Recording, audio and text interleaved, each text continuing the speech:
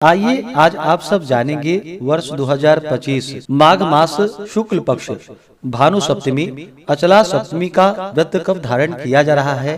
तो जानेंगे व्रत के शुभ मुहूर्त के बारे में, व्रत महत्व के बारे में, इस दिन क्या करना चाहिए। तो आइए जानते हैं इन सबों के बारे में। आप सभी भक्तों को भानु सप्तमी अचला सप्तमी की ढेर सारी शुभकामनाएं।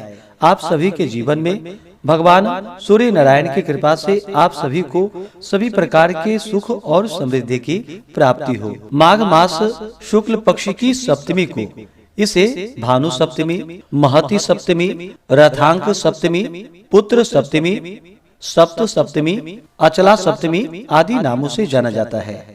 इस दिन विशेष प्रकार से व्रत को धारण करने से, भगवान सूर्य नारायण की आराधना पूजा करने से व्यक्ति के दुख और कष्ट दूर होते हैं। यह आरोग्य प्रदायक व्रत है। भगवान सूर्य देव आँख की पीड़ा को छोड़ करके सभी प्रकार के रोग और दोष को दूर करने वाले हैं तथा पुत्र पौत्र आदि की प्राप्ति होती है। इस दिन व्रती को दिन भर उपवास रहते हुए, जो कि बिना नमक वाला और बिना तेल युक्त भोजन ग्रहण करना चाहिए, जो कि सूर्यास्त होने से पहले ही भोजन करना चाहिए। जहां तक हो सके फलाहार ग्रहण करके या उपवास रह करके इस व्रत को धारण करना चाहिए और सूर्यास्त होने से पहले ही भोजन कर लेनी चाहिए।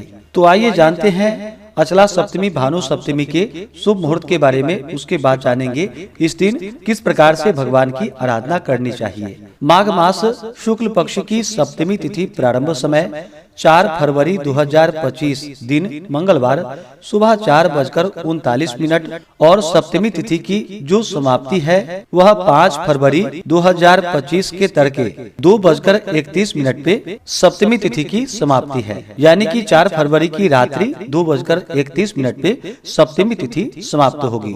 इस कारण से सूर्योदय व्यापनी और अरुणोदय व्यापनी के अनुसार 4 फरवरी 2025 दिन मंगलवार को सभी भक्तजन अचला सप्तमी रथ सप्तमी का व्रत धारण करेंगे।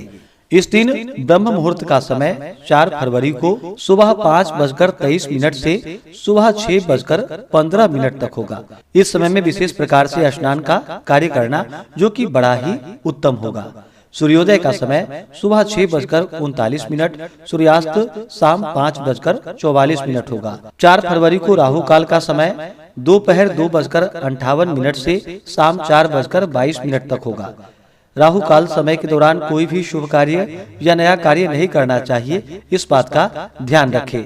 नक्षत्र अश्विनी नक्षत्र रात्रि 9:49 तक होगा। उसके बाद भरणी नक्षत्र होगा।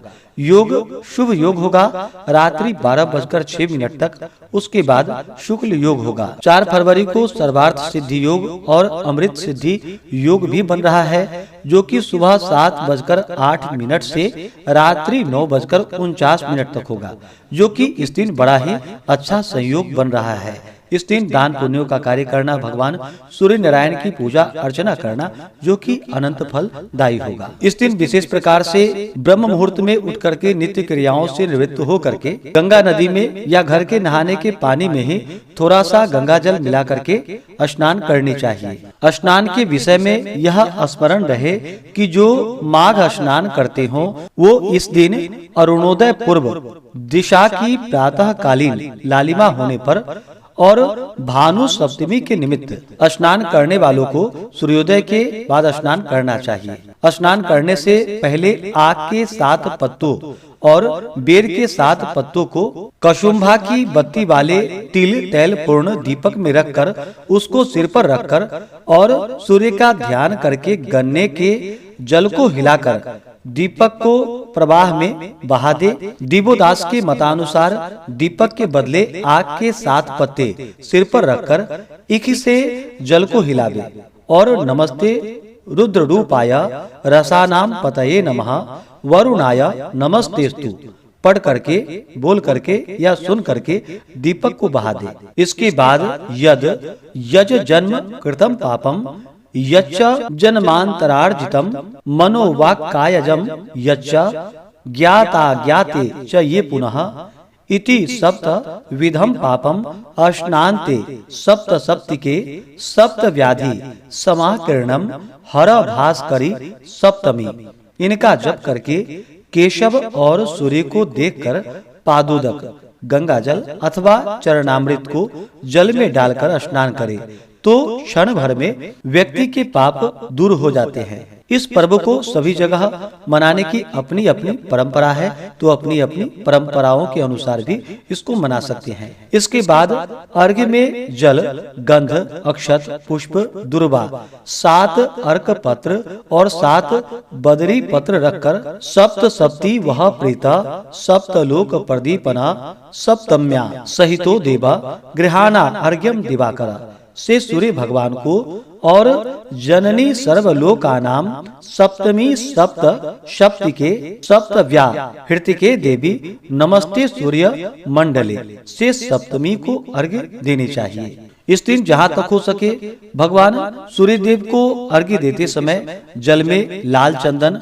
लाल पुष्प डाल करके भगवान सूर्य देव को अर्घ्य प्रदान करनी चाहिए। जहाँ तक हो सके अन्न, वस्त्र, गौ, स्वर्ण जो भी आपकी सामर्थ्य हो उसके अनुसार दान पुण्यों का कार्य करना चाहिए। इस दिन नमक का भी दान करना चाहिए, नमक ग्रहण नहीं करनी चाहिए, लेकिन आप नमक का दान करें तो बड़ा ही पुण्यफलदायी होता है।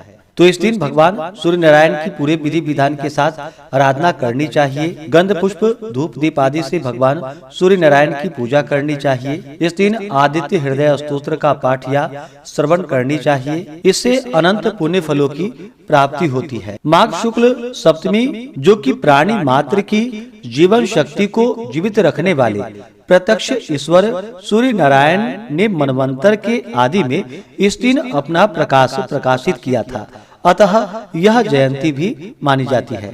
इस दिन भगवान सूर्य की उपासना और कई प्रकार के कृत प्रयोजनों से इस दिन सूर्य की उपासना करने से जो कि अनंत फलों की प्राप्ति होती है तथा आरोग्यता की प्राप्ति होती है। आदित्य पुराण के अनुसार माघ मास शुक्ल पक्ष की षष्ठी तिथि को यानी कि अचला सप्तमी से एक दिन पहले ही उपवास करके सप्तमी के प्रातः काल में स्नान करे और सूर्य नारायण का पूजन एवं हवन करके दूध, दही, भात या खीर आदि का ब्राह्मणों को भोजन करवावे। इसी प्रकार कृष्ण पक्ष में उपवास करके लाल कमल के पुष्पादि से भगवान सूर्य का पूजन करे तो वर्ष पर्यंत करने से उत्तम पुत्र की प्राप्ति होती है। और मत्स्य पुराण के अनुसार इसे महती सप्तमी कहते हैं। इस दिन माघ शुक्ल सप्तमी को रथारूढ़ जो रथ पे आरूढ़ सूर्य नारायण हैं उनका पूजन करके उपवास करे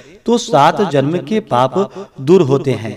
यह रथ सप्तमी कहलाती है। इसे रथांक सप्तमी कहते हैं जो कि हेमाद्रि के अनुसार इसी सप्तमी को उपवास करके सूर्य का पूजन करे, उनको स्वर्ण के रथ में स्थापित करके और प्रत्येक शुक्ल पक्ष की सप्तमी को पूजन करके वर्ष के अंत में ब्राह्मण को दे।